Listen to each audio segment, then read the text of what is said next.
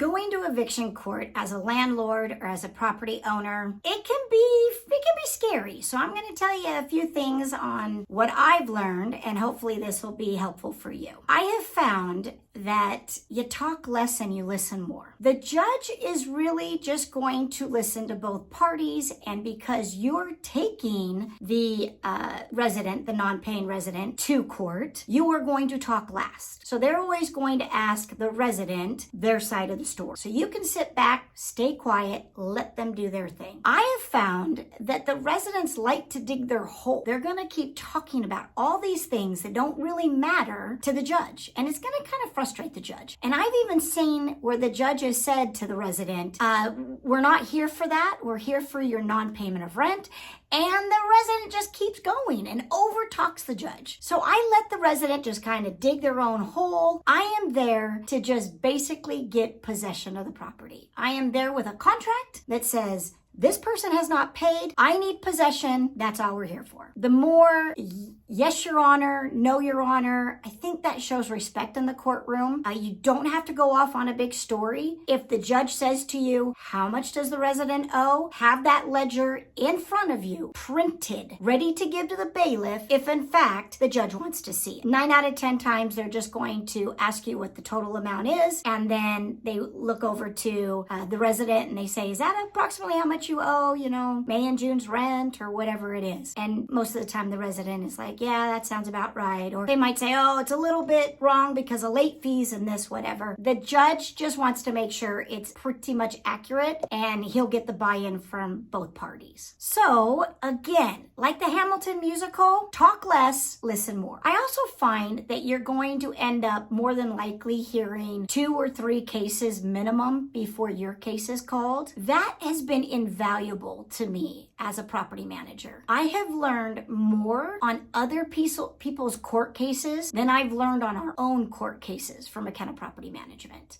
I always like going, not necessarily to kick out somebody, but to get more knowledge. So I never look at going to court as a waste of time, or I've got to get out of there as quickly as possible. I am there for learning as much as I can with real world knowledge. And I believe that's what court does. One of the other things that I have found is that a lot of property managers and owners of properties will come in very flashy. A lot of jewelry, sometimes even sequins tops, decked to the nines as far as a 3-piece suit. I have seen that has not gone in favor of that particular property manager or owner. We're coming in as being kind of the greedy ones. Oh, look at them. They want money. They're here because they didn't get money. So I don't like to play up to that. I come in very court approved apparel, business casual. I don't do anything to offend the court. So there's no hats, there's no sunglasses. I don't even wear tennis shoes. I don't wear really high heels. It is just something that you want to portray, that you are there to do a job, but you do not need to be flashy. You do not need to be that money hungry seeking landlord or property owner. So I have found that just being business casual and respecting the court's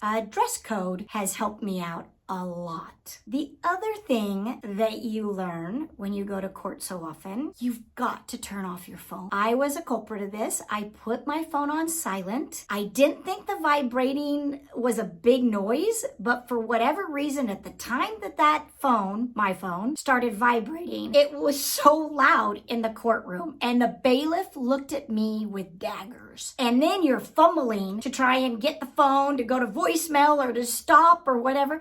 You just don't risk it. Turn your phone off when you go into the courtroom. Turn it back on when you leave. They say this quite a few times when you're in court. They're going to always tell you, turn your phone off, turn it on silent. And I'm telling you, every time I'm in court, somebody's phone goes off, and woo, that judge gets pissed, and you do not want them mad at you before you even go up, and your case has been heard. So just turn your phone off. Just play it safe. The other thing that I have found that is always gone to the advantage of the property manager or the landlord, just don't come in with an ego. We know that you're managing the property. The court knows that you're the owner of the property. You do not need to come in with a big ego. You can get everything that you want by still being nice. So to give you an example of this, the resident is going to plead their case on why they haven't paid rent. The judge is then going to say to me, as being the property manager, Miss McKenna, how much does the resident owe? I'm going to say this amount, Your Honor. And then he's going to go back to the resident and say to the resident, can you pay this? Or do you have any means of being able to put a plan in place? If the resident comes up with something like, I can pay half tomorrow and half, in 5 days or whatever it is. The idea for me is I don't want a plan because the plan should have happened before we went to court. So I'm not interested in partial payment. I'm not interested in this plan. What I want is the summary of eviction. And if the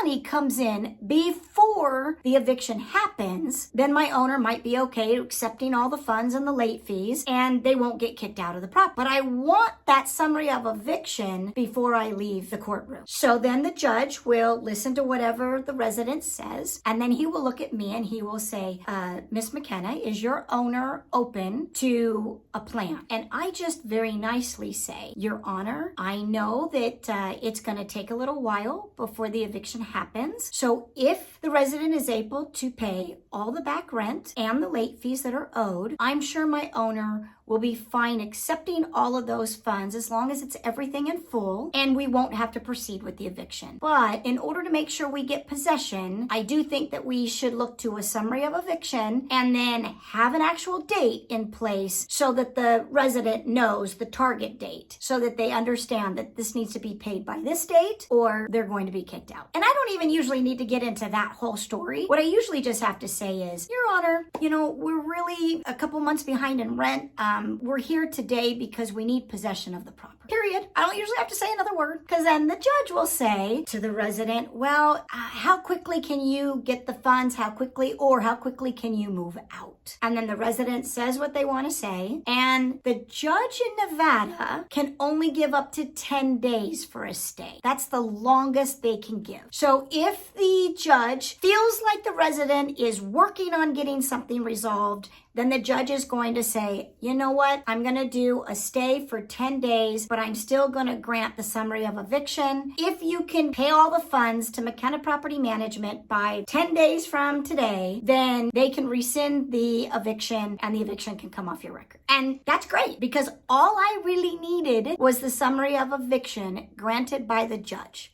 Now, if the resident does not pay everything that is due, then when that 10th day comes, then I can call the constable and the constable can go out to the property and they can lock out the resident. But if I did not get that stay of eviction, I would not be able to call the constable and be able to have him do the lockout. We would have almost had to go back into court, revisit this case, and then who knows what the judge will say at that. So I'm very careful on just always reiterating that we need possession of the property. That is what we're here for. And I've always gotten that. Now, have the residents popped in a couple days later with all of their funds and have my owner's been okay with it? Sure. And we've stopped the eviction. Most of the time, when we've gotten to that point, the eviction is going to happen. So we'll end up getting a call from that resident saying, I'm out of the property. Great. That means no eviction on their record. Or unfortunately, they won't call us. They'll just leave. And then on that 10th day, we'll call the constable. Constable will go out. Usually takes an extra 2 to 3 days. And then we can gain possession of the property through the courts, through the constable, doing it all the legal way so that nobody has liability on doing something wrong when it comes to the evictions. Because without a court order, it can get tricky if you decide that you're going to change a lock and forcibly move somebody out without a court order and and doing it the proper way. If you decide to turn off the utilities, you could be in big trouble.